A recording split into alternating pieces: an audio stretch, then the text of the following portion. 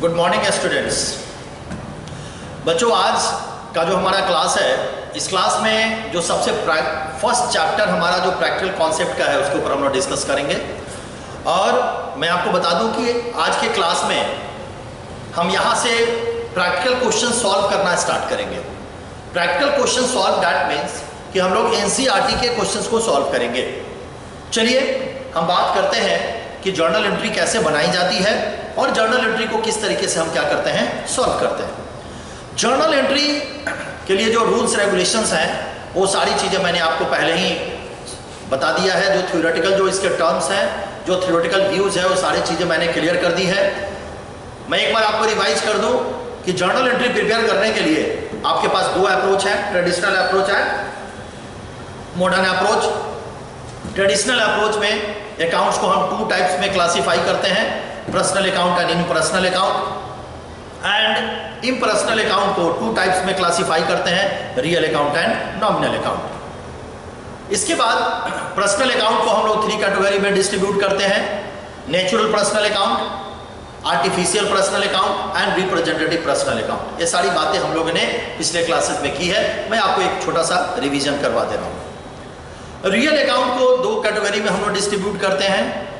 First is the tangible real account, second is the intangible real account and third is the nominal account. अगर journal entry बनाने के rules की बात करें तो पर्सनल अकाउंट में हम लोग जब जर्नल एंट्री बनाने के जो हमारे रूल्स हैं, debit the receiver and credit the giver. And real account के केस में debit what comes in and credit what goes out. And third is the nominal account. Nominal account के case में debit all expenses and losses, credit all incomes and gains. These are the rules. ये हमारे traditional approach के rules हैं। इसके बाद हमारा modern approach भी है।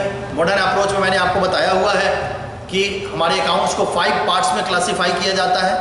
जो सबसे फर्स्ट है हमारा नॉमिनल अकाउंट में, मॉडर्न अप्रोच में वो हमारा assets, liability, capital, expense and revenue. और इसके बारे में मैंने अब आपको बताया हो कि एसेट्स अगर इंक्रीज कर जाए तो उसको डेबिट करते हैं, एसेट्स डिक्रीज कर जाए तो क्रेडिट करते हैं, लायबिलिटी इंक्रीज कर जाए तो क्रेडिट करते हैं, लायबिलिटी डिक्रीज कर जाए तो डेबिट करते हैं। कैपिटल अगर हमारा इंक्रीज कर जाए तो हम लोग क्या करते हैं, क्रेडिट करते हैं, और कैपिटल हमारा डिक्रीज कर जाए तो हम उसको क्या करेंगे, डेबिट करेंगे। एक्सपेंस हमारा इंक्रीज कर जाए तो क्या करेंगे, अगर एक्सपेंस हमारा इंक्रीज कर जाता है तो हम लोग क्या करेंगे, एक्सपेंस को हम लोग डेबिट करेंगे, और डिक्रीज कर जाए तो क्रेडिट करेंगे। रेवेन्यू जो हमारा है, रेवेन्यू को हम लोग क्या करेंगे, अगर इंक्रीज कर जाए तो क्रेडिट करेंगे, डिक्रीज कर जाए डेबिट करेंगे। These are the laws of making a journal entry. चलिए आज स्टार्ट करते हैं क्लास 11th क्लास के लिए जर्नल एंट्री कैसे प्रिपेयर किया जाए, जर्नल एंट्री कैसे बनाया जाए। चलिए बात करते हैं। बेटा जी, अकाउंटिंग में सबसे फर्स्ट जो कॉन्सेप्ट हमारा अकाउंटिंग का होता है, उस अकाउंटिंग में हमारा सबसे पहला काम होता है फॉर्मेट। सबसे पहला काम क्या होता है, फॉर्मेट। और हम लोग सबसे पहले जर्नल एंट्री में फॉर्मेट के ऊपर फोकस करते हैं कि ये फॉर्मेट क्या है, कैसे है फॉर्मेट। चलिए देखते हैं। फॉर्मेट हमारा सबसे एसेंशियल पार्ट होता है।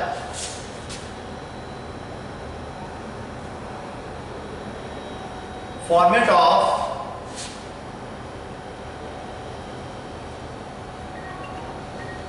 Journal entry.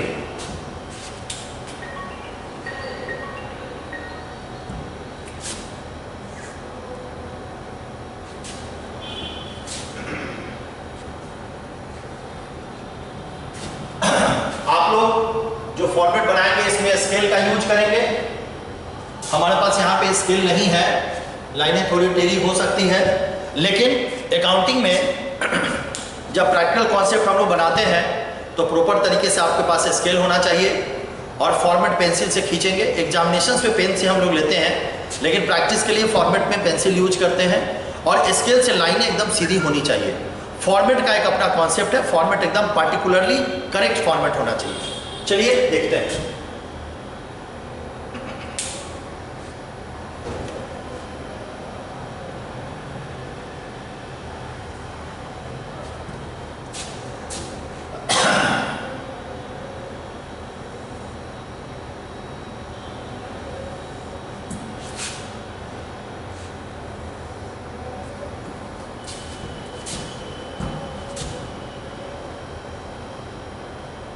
Date,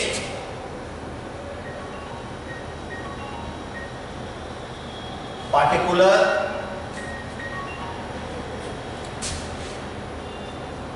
LF,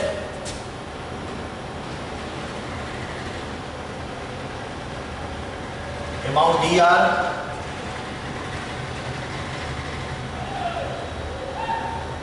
amount CR. ये हमारा जर्नल एंट्री का फॉर्मेट है। आपकी लाइन एकदम सीधी होनी चाहिए, मेरी बात को एकदम ध्यान से समझिएगा। लाइन एकदम सीधी होनी चाहिए, एकदम सिस्टमेटिक आपका लाइन होना चाहिए। पहला कॉलम होगा डेट का, सेकंड कॉलम होगा हमारा किस चीज़ का, पार्टिकुलर का, थर्ड कॉलम हमारा होगा लेजर फॉलियो का, फोर्थ कॉलम हमारा होगा अमाउंट डीआर और फिफ्थ कॉलम होगा हमारा अमाउंट सीआर। चलिए बात करते हैं। देखो बेटा, हमारे पास यहाँ पे थोड़ी सी जगह की कमी है। वैसे मैं यहाँ पे भी प्रिपेयर कर सकता हूँ, लेकिन मैं आपको जब क्वेश्चन सॉल्व करवाऊँगा तो मैं पहले तरीका बताऊँगा कि क्वेश्चन कैसे सॉल्व किया जाए, ठीक है। और उस तरीके के बाद उसी तरीके से आप पहले प्रैक्टिस करेंगे, फिर धीरे धीरे जैसे जैसे आपको आदत लग जाएगी तो फिर उसको करने की ज़रूरत आपको नहीं पड़ेगी, ऑटोमेटिक वो आपसे हो जाएगा। चलिए सबसे फर्स्ट बात करते हैं एनसीईआरटी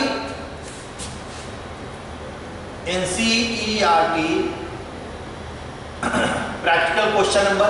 वैसे एनसीईआरटी में बहुत सारे चैप्टर एक साथ दिए हुए हैं, तो जो एनसीईआरटी का बुक्स आप उठाएंगे तो जर्नल एंट्री का जो फर्स्ट क्वेश्चन है, ठीक है ना, हम लोग वो क्वेश्चन कर रहे हैं एनसीईआरटी प्रैक्टिकल क्वेश्चन नंबर 1। ध्यान दीजिए, सबसे पहले सीखते हैं कि डेबिट क्रेडिट को कैसे आइडेंटिफाई किया जाए। चलिए सबसे पहला हमारा क्वेश्चन है, मैं यहाँ पे क्वेश्चन लिखता हूँ, फिर मैं इरेज करके उसकी पोस्टिंग बताऊंगा। ये चीज़ यहाँ पे लिखते नहीं है, मेरे पास जगह नहीं है, इसलिए मैं आपको समझाने के लिए लिख रहा हूँ। बिजनेस, सबसे फर्स्ट क्वेश्चन मैं आपको दे रहा हूँ। बिजनेस स्टार्टेड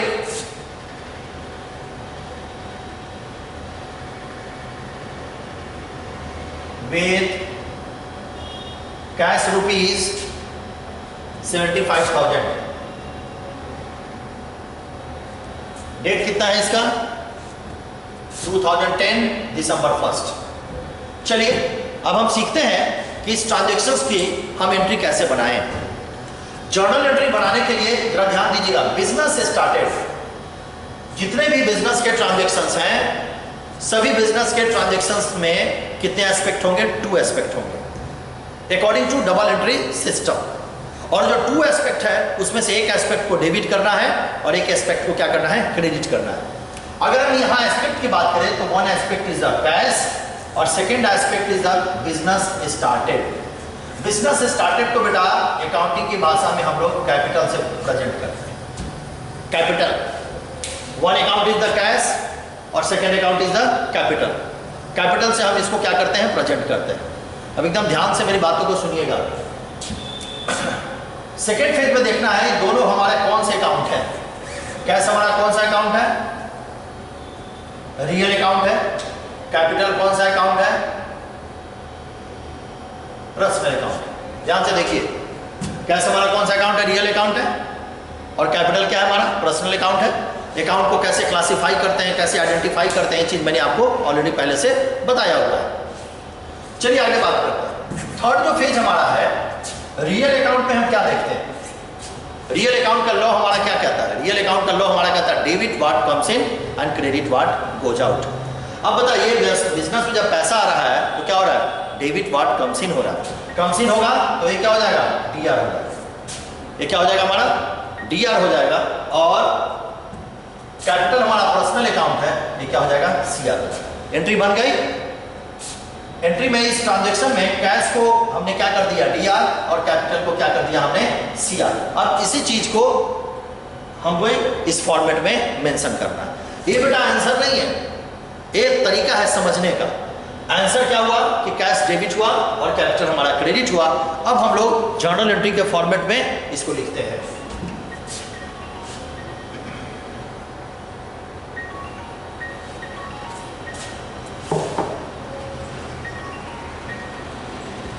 सबसे पहले डेट मेंशन करते हैं, देखते हैं डेट कौन सा है।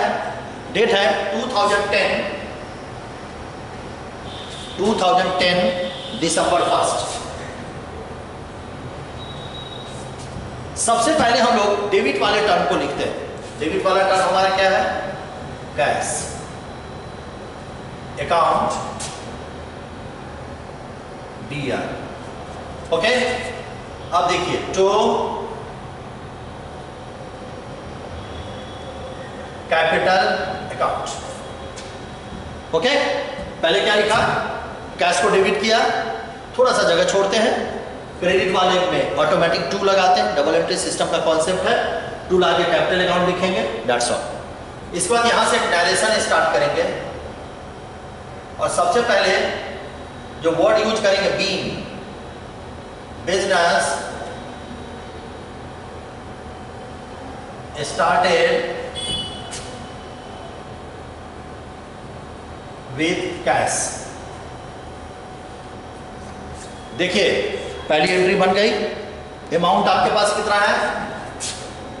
75,000 एंड क्रेडिट में एकदम ध्यान से देखिए, पहली एंट्री क्या हो गई? Cash account debit to capital account. अगली एंट्री देखते हैं, उसको भी पहले समझते हैं और फिर रिजल्ट करके इसमें क्या करेंगे? पोस्ट करेंगे। नेक्स्ट एंट्री हमारा परचेज गुड्स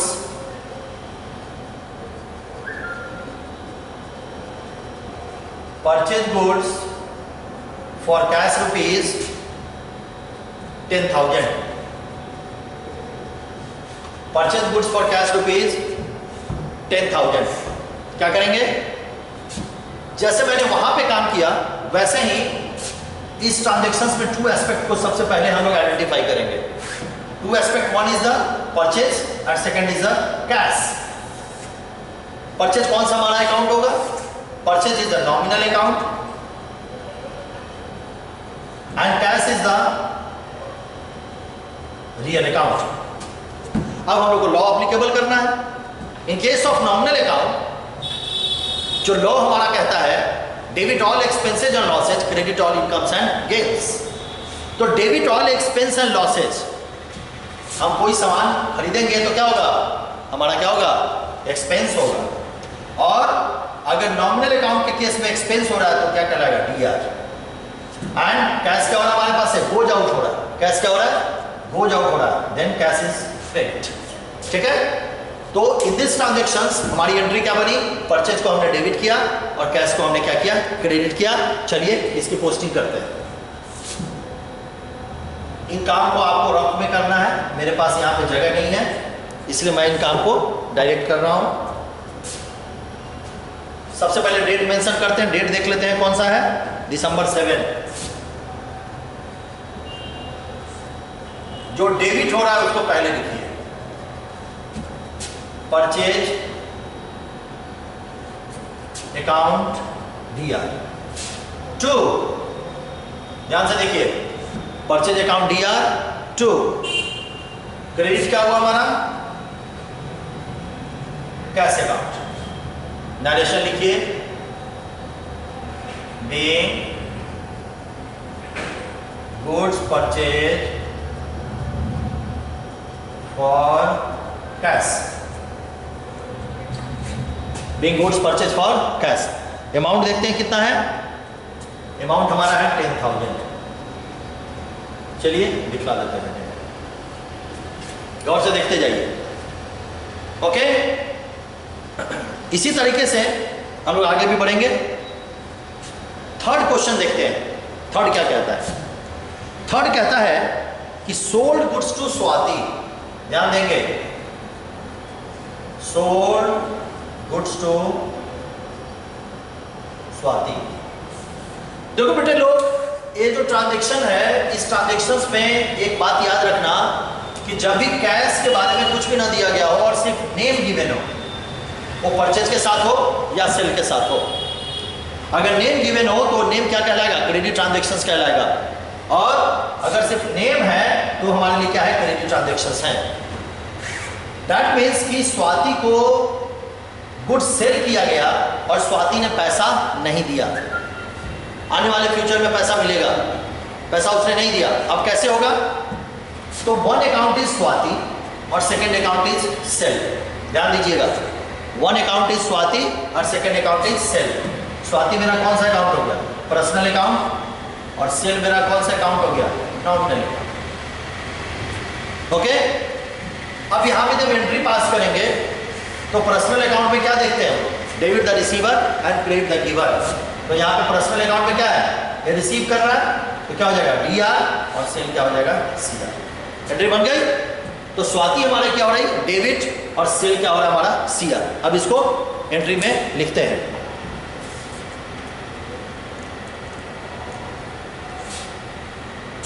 डेट देखते हैं सबसे पहले। डेट है दिसंबर 9। सबसे पहले क्या करेंगे? डेबिट कौन हुआ? स्वाति।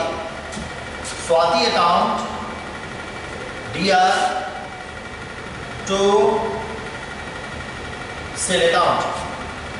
डायरेक्शन लिखेंगे being goods sold to Swati. Amount देखते हैं कितना है क्वेश्चन में। अमाउंट है 5000।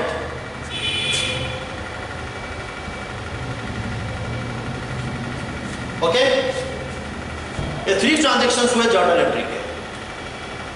अब हम इसे इरेज करते हैं और इरेज करके नेक्स्ट एंट्री देखते हैं। आप लोग नीचे बनाएंगे इरेज। आप लोग दिसंबर 9 के बाद जो भी एंट्री है उसके नीचे, फिर उसके नीचे, फिर उसके नीचे, ऐसे रिकॉर्डिंग होता चला जाएगा।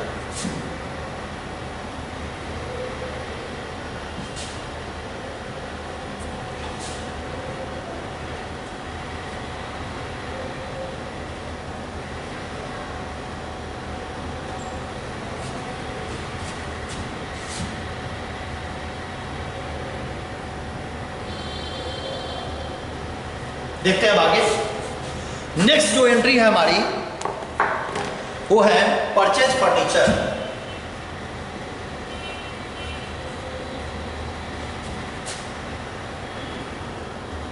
देखिए परचेज फर्नीचर। अब इस ट्रांजेक्शंस को हम लोग डेबिट क्रेडिट कैसे करेंगे? जब भी किसी भी ट्रांजेक्शंस में परचेज और सेल के केस में आपको नेम गिवन हो, एकदम ध्यान से देखिएगा। जब भी किसी भी ट्रांजैक्शंस में आपको नेम गिवन हो तो हमारा सबसे पहले एस्पेक्ट कौन सा होगा? फर्नीचर। और इस ट्रांजैक्शंस में एक छोटी सी बात छुपी हुई है। अगर क्रेडिट के बारे में गिवन नहीं हो या कोई कस्टमर का नाम, पार्टी का नाम नहीं दिया गया हो तो हम मान के चलते हैं को कौन सा ट्रांजैक्शन है? कैश ट्रांजैक्शन है।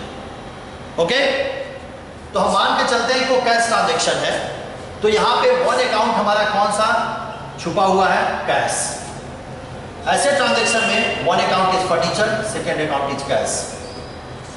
और अगर हम दोनों के अकाउंट की बात करें तो दोनों हमारा कौन सा अकाउंट है? Real account. दोनों रियल अकाउंट। रियल अकाउंट में क्या होता है? कम्स इन जो है उसको डेबिट करो, गोज आउट जो है उसको क्रेडिट करो। फर्नीचर आपके पास क्या हो रहा है? आ रहा। तो जो आ रहा है, जो कम्स इन हो रहा है वो क्या हो जाएगा? DR।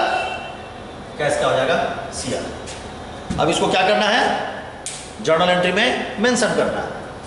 चलिए मेंशन करते हैं। मेंशन जब करेंगे फॉर्मेट में तो सबसे पहला काम किस चीज का होगा? डेट का। डेट दिखाइए दिसंबर 12। पहला एंट्री क्या होगा? Furniture account DR to cash account. Narration दिखाइए बीइंग परचेज फर्नीचर। अमाउंट देखते हैं क्या है? अमाउंट है 3000। एकदम ध्यान से देखते जाइए। अमाउंट कितना है हमारा? 3000। कहने का ये मतलब कि ये फर्नीचर हमारा क्या हुआ? परचेज यहां पे नहीं हुआ। क्यों नहीं परचेज हुआ? इसलिए कि यहां पे गुड्स का नाम क्या है? गिवन है। चलिए आगे बात करते हैं। नेक्स्ट जो क्वेश्चन है ये थोड़ा टिपिकल है बेटा, इसको ध्यान से देखिएगा। Cash receive from Swati, cash receive from Swati, एकदम ध्यान से देखेंगे, इन फुल सेटलमेंट,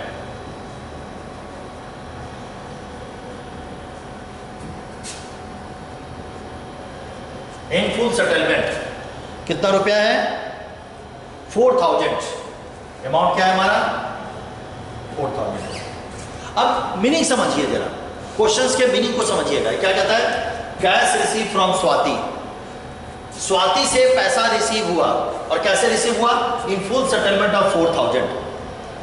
4000 में स्वाति के अकाउंट को सेटल किया गया। इसका यह मीनिंग है कि इससे पहले स्वाति के साथ कोई ट्रांजैक्शन हुआ था। अगर आप अपने क्वेश्चन को देखें तो क्वेश्चन में जो आपका दिसंबर 9 था बेटा, मैं यहाँ पे आपको याद दिला दूं, एक एंट्री हमने पास की थी, Swati account debit to sale account. एक एंट्री हमने पास किया था यहाँ पे, Swati account debit to sale account, और एंट्री कितने से थी? 5000 से एंट्री थी। 5000 से एंट्री हमने पास किया था। वहां पे इसका मीनिंग क्या था कि स्वाति को गुड्स सेल किया गया था और स्वाति ने पेमेंट नहीं किया था, और स्वाति ने गुड्स कितने का लिया? 5000 का। लेकिन जब स्वाति पेमेंट कर रही है तो आपको 4000 ही पेमेंट कर रही है। तो ऐसा अगर फुल सेटलमेंट का बेटा क्वेश्चन आए, और ऐसे क्वेश्चन में अगर हम अकाउंट को क्लासिफाई करें तो वह यहां पर वन अकाउंट इज कैश, इसमें कहीं कोई डाउट नहीं है। सेकेंड अकाउंट इज स्वाति, इसमें भी कहीं कोई डाउट नहीं है। और एक अकाउंट बेटा बनता है, मान लो कि 5000 उसको देना था और उसने क्या दिया? मात्र 4000 ही दिया। और सेटल का मतलब होता है कि अकाउंट्स को सेटल कर दिया गया, आने वाले टाइम में आपको पेमेंट भी नहीं करना है। तो जब अकाउंट को सेटल कर दिया गया, आने वाले टाइम में आपको पेमेंट नहीं करना है, बड़े गौर से बात को समझिएगा, दैट्स व्हाट भी 1000 का क्या होगा? डिस्काउंट। तो one account is discount. Okay, कितने अकाउंट बने? One is the cash, second is the Swati, और यहां पे क्या बन गया हमारा? डिस्काउंट। ओके, एंट्री पास करते हैं बेटा, ध्यान से देखिएगा। एंट्री में क्या हो रहा है? कैश हमारा कौन सा अकाउंट? Real account. स्वाति कौन सा अकाउंट? Personal account. डिस्काउंट कौन सा अकाउंट? Nominal account. और एक लॉजिक समझ लो कि कैश अगर डेबिट होता है तो डिस्काउंट भी क्या होगा? डेबिट होगा। कैश अगर डेबिट होगा तो डिस्काउंट भी डेबिट होगा, और कैश अगर क्रेडिट होता है तो डिस्काउंट भी क्या हो जाएगा? क्रेडिट हो जाएगा। चलिए बात करते हैं, कैश यहाँ पे रिसीव हो रहा है तो कैश रियल अकाउंट है, debit what comes in? DR. अगर कैश बेटा डीआर हुआ तो डिस्काउंट भी क्या हो जाएगा? डीआर। ठीक है, और स्वाति क्या हो जाएगा? सीआर। चलिए इसकी पोस्टिंग करते हैं।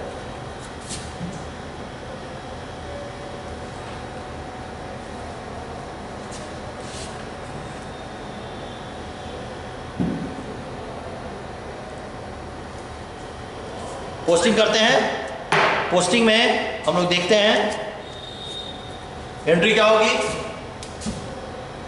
कैश, जो सबसे पहले डीआर हुआ इसको दिखाइए, कैश अकाउंट डीआर,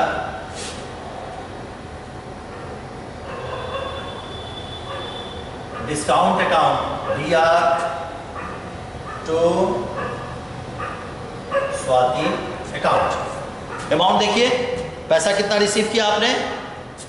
4000 आपने रिसीव किया, 1000 डिस्काउंट हुआ, और स्वाति के अकाउंट में कितना आ गया? 5। अब क्या लिखेंगे? एक नरेशन पास करेंगे। नरेशन लिखिए, being cash receive from Swati and discount allowed। Okay, कोई दिक्कत नहीं है। चलिए आगे बात करते हैं। दो एंट्री और भी है, मैं दोनों एंट्री को कंबाइंड पास कर देता हूँ, लेकिन कंबाइंड नहीं होगा, डेट अलग अलग है। चलिए इसके बाद जो एंट्री है बेटा वो कहता है पेड रेंट। यहां पे देखिए, यहीं पे मैं समझा दे रहा हूं, पेड रेंट। जब भी ऐसा कुछ हो, paid rent, paid salary, paid commission, कुछ भी बेटा होगा, तो one account is the rent और second account is the cash. Okay, rent हमारा कौन सा अकाउंट है? नॉमिनल अकाउंट है। कैश कौन सा है? रियल अकाउंट है। नॉमिनल अकाउंट में क्या हो रहा है? पे कर रहे हैं, एक्सपेंस हो रहा है। तो नॉमिनल अकाउंट में जो एक्सपेंस होगा वो क्या होगा? डीआर होगा, और कैश क्या हो जाएगा? सीआर हो जाएगा। एंट्री पास कर दीजिए। रेंट अकाउंट दिया टू कैश अकाउंट, मैंने से लिख दीजिए पेइंग रेंट पेड। हो गया। अमाउंट रेंट पेड का कितना है देख लीजिए 1000 दिखला देते हैं। एक एंट्री को इरेज करते हैं, नीचे देखते हैं थोड़ा सा जगह है, हो जाएगा। लास्ट एंट्री हमारी paid salary, same treatment. Salary क्या है, नॉमिनल अकाउंट है। यहां पे रेंट के जगह पर क्या हो गया हमारा, ध्यान दीजिए, यहां पे रेंट के जगह पे क्या हो गया, सैलरी। सैलरी भी हमारा क्या एक्सपेंस है, नॉमिनल अकाउंट है। एकदम ध्यान से देखिए, सैलरी क्या nominal, same procedure, salary nominal account, expense DR cash है। तो कोई भी हो, rent paid, salary paid, commission paid, interest paid, कुछ भी पेड अगर बेटा होगा तो यहां पे एंट्री पास कर देंगे सैलरी अकाउंट डीआर। तो आज हम लोग ने क्या सॉल्व किया, आज हम लोग ने एनसीईआरटी का practical question number 1 journal entry solve किया। आई होप कि आपको बात समझ में आई होगी। अच्छे से प्रैक्टिस कीजिएगा। नेक्स्ट क्लास में नेक्स्ट क्वेश्चन लेकर के फिर से आएंगे। आज के लिए थैंक यू, गुड डे, स्वस्थ रहिए, खुश रहिए।